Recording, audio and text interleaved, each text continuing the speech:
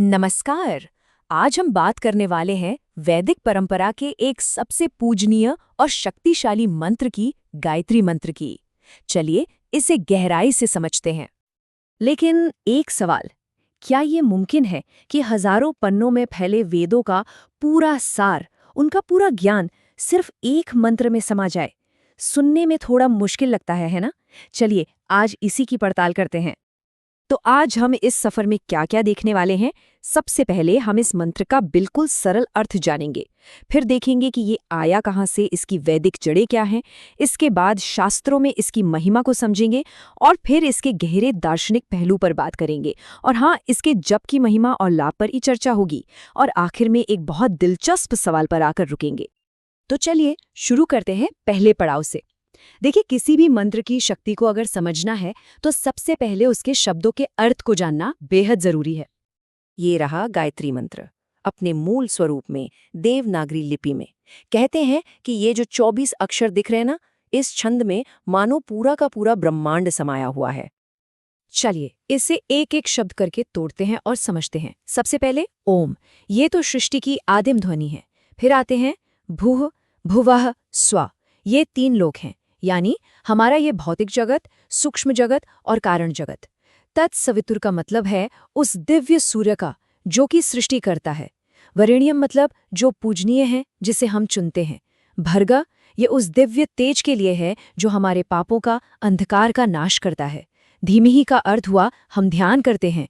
और आखिर में धियो यो नः प्रचोदयात्, ये एक प्रार्थना है कि वो हमारी बुद्धि को सही दिशा में प्रेरित करे।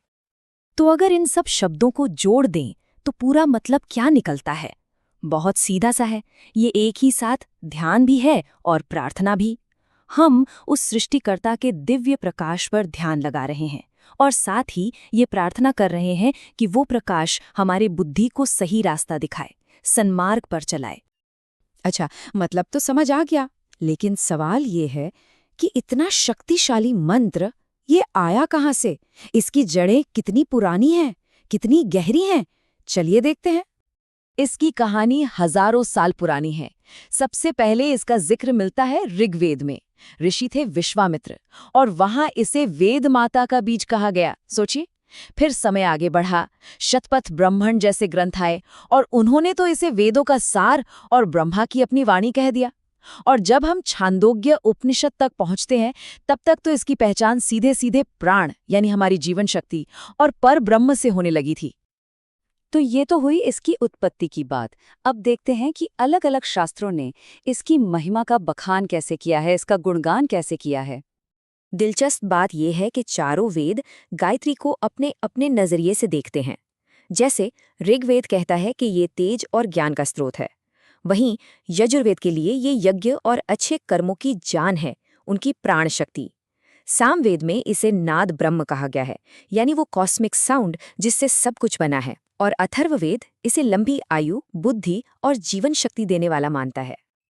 और सिर्फ वेद ही नहीं, महाभारत में खुद भीष्म पितामह युधिष्ठिर को उपदेश देते हुए कहते हैं, गायत्री से बढ़कर कोई मंत्र नहीं है। बस ये एक वाक्य इस मंत्र के कद को बताने के लिए काफी है। ये सिलसिला बाद के ग्रंथों में भी चलता रहा। रामायण में हम देखते हैं कि स्वयं भगवान राम अपने गुरु वशिष्ठ के सानिध्य में गायत्री उपासना करते हैं। और मनुस्मृति तो एक बहुत गहरी बात कहती है। वो कहती है कि गायत्री के जप से द्विजत्व मिलता है।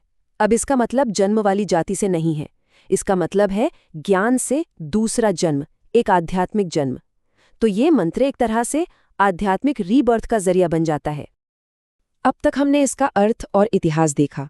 चलिए अब थोड़ा और गहरा उतरते हैं, इसके फिलोसॉफिकल साइड को देखते हैं। क्योंकि ये मंत्र सिर्फ शब्दों का एक ढांचा नहीं है, ये अपने आप में एक पूरा दर्शन है, एक पूरी फिलॉसफी।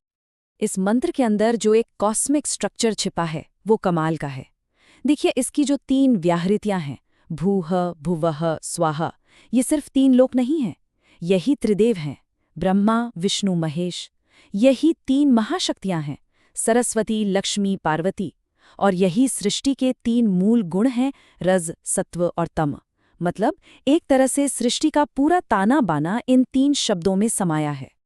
तो हमने इसका अर्थ समझा, इसका दर्शन समझा। अब आते हैं प्रैक्टिकल बात पर कि इसके अभ्यास से, इसके जप से होता क्या है, क्या लाभ है इसके। देखिए, जप का रास्ता एक सीढ़ी की तरह है, स्टेप बाय स्टेप। पहला कदम, शास्त्र कहते हैं कि 108 बार जप करने से मन की शुद्धि होती है, चित्त शुद्धि। दूसरा कदम, जब ये रोज की आदत बन जाए, नित्य जप हो, तो इससे प्रज्ञा का विकास होता है, यानी सही और गलत को समझने वाली बुद्धि तेज होती है। और तीसरा और सबसे ऊंचा कदम, जब इसे पूरे भाव और भक्ति से किया जाता है तो ये ब्रह्मबोध तक ले जा सकता है, यानी परम सत्य का अनुभव। और पता है, गायत्री शब्द का अपना मतलब ही कितना सुंदर है। ये बना है गायंतम त्रायते से। इसका सीधा सा अर्थ है जो गाने वाले की या जप करने वाले की रक्षा करे। तो ये सिर्फ एक मंत्र नहीं है, ये एक तरह का आध्यात्मिक सुरक्षा कवच भी है। तो इस पूरी बातचीत के बाद हम कहाँ आकर खड़े होते हैं? आखिर में ये मंत्र है क्या? अगर सब कुछ समेटकर एक लाइन में कहना हो तो ये कह सकते हैं, गायत्री मंत्र वेदों का निचोड़ है। ये उपनिषदों का बीज है जहां से ज्ञान का पेड़ उगता है। ये पुराणों की शक्ति है। ये कर्म, ज्ञान और भक्ति तीनों का संगम है।